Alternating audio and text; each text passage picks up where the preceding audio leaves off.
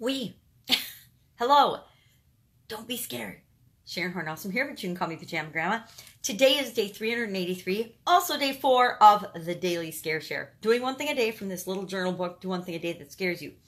Last year, almost every day, it's been over a year now, I did one thing a day from this book on a Facebook Live so that I'd hold myself accountable to stretch my comfort zone, to bust me out of the rut that I was living in,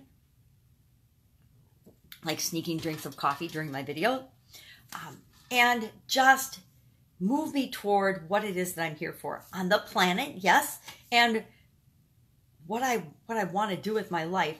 We so often, at least I do, found myself just going through the motions of my life, and that made my life pretty boring and pretty much in a rut.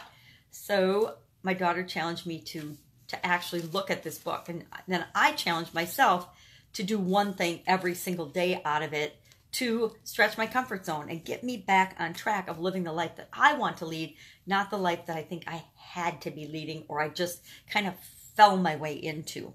So today is one of the dreaded blank line days, but I've changed the rules because I can do that. I make up my own rules and decided that the saying goes along with these 2 blank line days and helps to trigger my thinking. I don't have to go to an outside source and look up and find my own, although that was a very good exercise last year.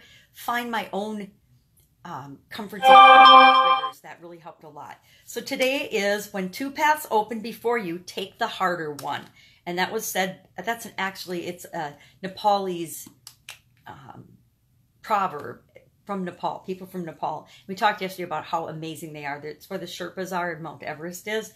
But the challenge is to just the harder path I took today. So what's the harder path I'll take today?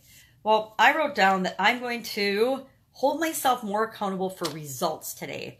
The last 2 days, I don't know why, because I'm getting a lot done. Don't get me wrong, but I'm not getting as much done as I want to get done for a project that I'm working on. Actually, a couple projects I'm working on. One is moving, and one is a work-related or business-related project for a women's summit.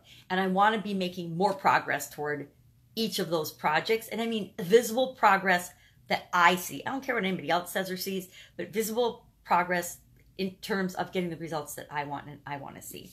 So that is what I'm doing. And that is definitely the more difficult path for me because it's really easy to procrastinate and not get these things done.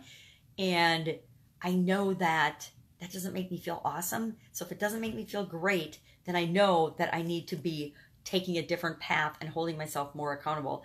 And it's just to getting the results and seeing the actual results of what I want out of those projects.